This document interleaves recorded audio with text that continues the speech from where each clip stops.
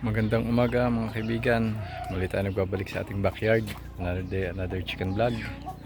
Kung inyo pong mapapansin ay basang-basa po ang ating backyard dahil katatapos lang po ng malakas na ulan na dala ng habagat na pinalakas po ng bagyong Inday. Po, kanina po ay lakas po ng tubig dito. Yan. Ito po, yan, naglalaban sila. Shh! Shh!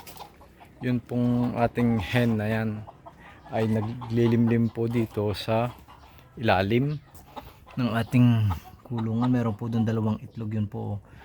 Bali, dapat 10 po yung kinuha ko na po yung 8. Dahil ibinenta ko yung bilang table eggs, hindi ko po napansin na may dalawa pa.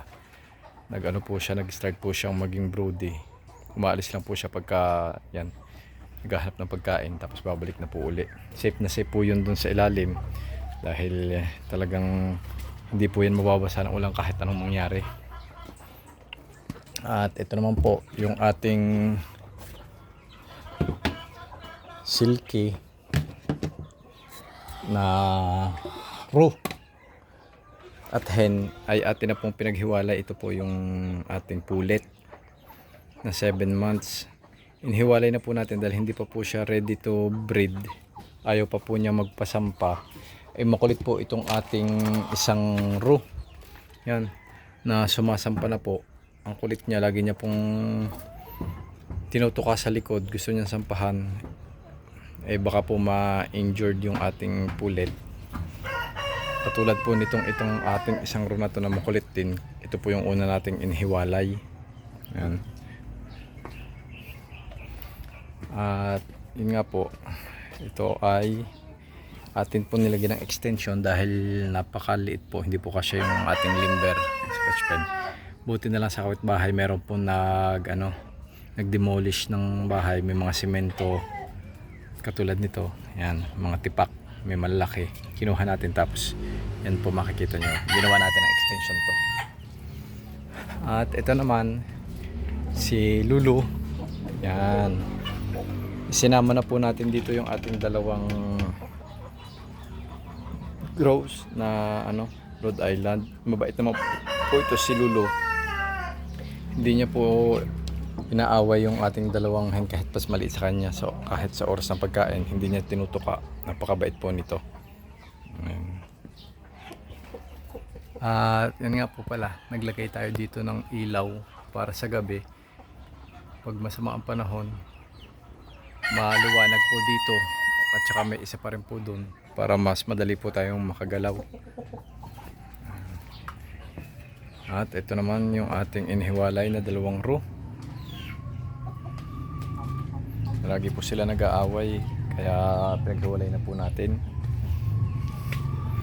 Buti na lang po at tumila ang ulan. Hindi pa rin po sila tapos kumain dahil biglang lumakas ang ulan. Yun, may natira pa pong pagkain. Naantala po yung kanilang pagtuka dahil sa buhos ng ulan. Napakahirap pong kumilos pagka Ito naman yung ating roux na breeder Rhode Island. Iniintay lang po natin siya na makarecover sa kanyang pagmumolt. Kita nyo po, shiny na shiny ang kanyang balat. Meaning po pagka ganyan, healthy yung ating alaga. At recommend ko po na ganyan, lagi nyo pong checkin yung plumage, yung loob. Baka may mga lice, tsaka po yung ibang insekto. Diyan po magsisimula yung pagiging anemic nila dahil kinukuha yung sustansya nila, papayat sila, mawawalan sila ng gana hanggang sa mamatay sila pagka sobra na. Ito naman po yung tatlo nating makukulit, sina Pipay. Inilagay na po natin dito dahil hindi po natin alam kung gaano kalakas ang magiging epekto ng bagyo. Yan, para po safe sila na hindi sila mababasa. Pipay, kumain ka na? Pipay? Kaya na si Pipay. Ito po si Pipay, napakabait po niya, no? Ito nyo. Siya po ay Brahma na gold partridge kung tawagin. Sayang nga po at nawala yung ating isa. Tatlo po sila eh. Yung isa natin nagkasakit nung pagkaalis ko ng 1 taon. Sayang. Sila na lang dalawa ang natira. Bale pang display na lang naman po natin sila. Hindi na po natin sila ginagamit. Ito po kasi yung paboritong alaga ng tatay ko. Napakabait si Pipay.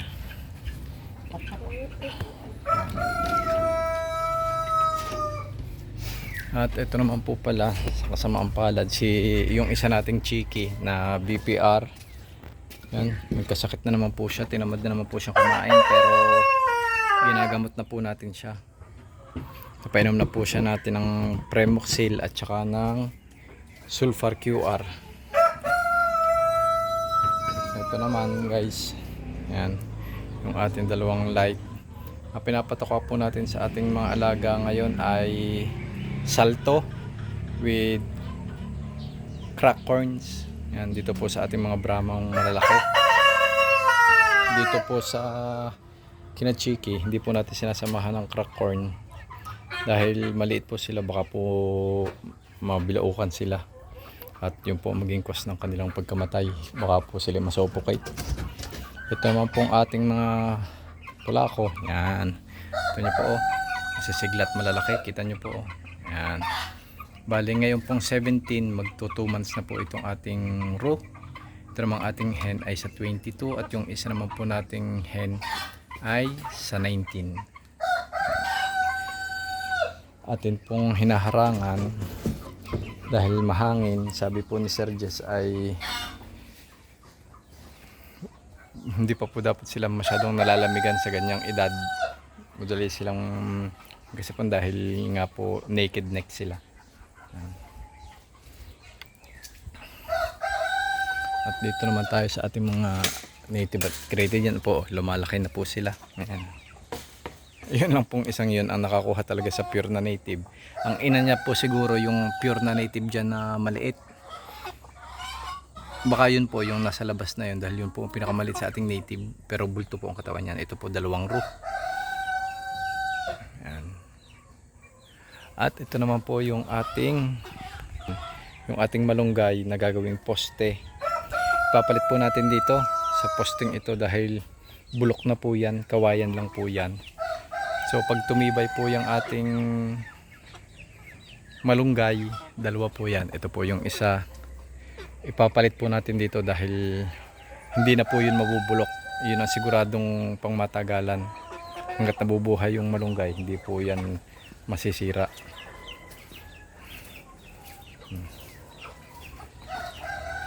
Dito naman tayo, mga 2-3 araw na ako palang hindi nakakapanguha ng itlog. Meron na po uli sila siguro. Ayun, yan, may 4 na itlog dito, may isa dito. Si Choco meron na din. Ito, inayos ko po ito eh. Yan. Dito, wala pa. Ito naman yung ating mga mga Brahma. Yung pong isa na yon, yung malaki na yon, 5 months. At ito naman po 3 ito naman po yung 4 months. Ito po yung ka-birthday ni tatay. Kasama yung 2 natin doong malaki na black at saka ganito din kulay. Ito naman pong yan, naglalakad na yan. Yan po ay kasamahan ng ating mga splash. Yan, napakaganda po niya, no?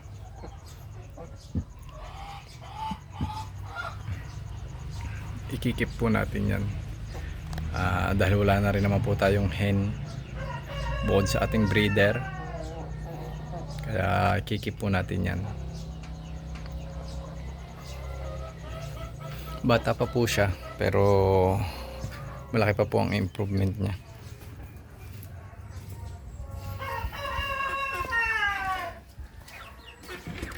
Yan, ito naman yung ating 3 kulitis. Yung isa naman pong nating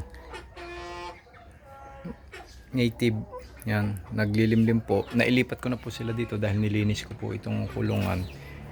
Ngayon po ay naglilimlim na naman po siya.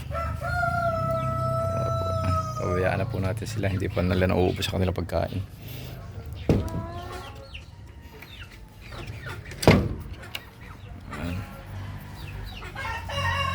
Ay, ito po, mabait na po sila. Hindi po sila katulad ng dati. Ito po hindi ko sigurado kung sinong nanay nito, pero parang may lahing ano to ni na Whitey o ni Choco. Dahil po parang asil sila makikita nyo.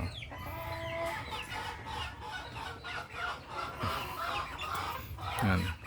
Bale sa natira po natin na 6, bale 4 po yung hen, 2 lang yung rook.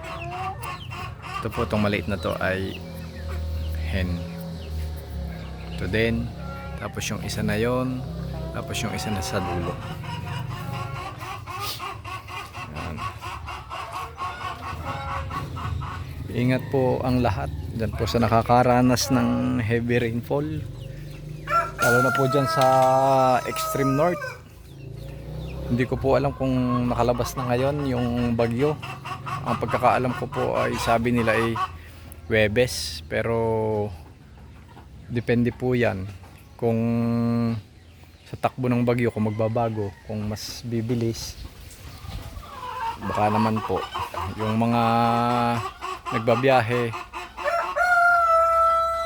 sa dagat, huwag muna po kayong tumuloy.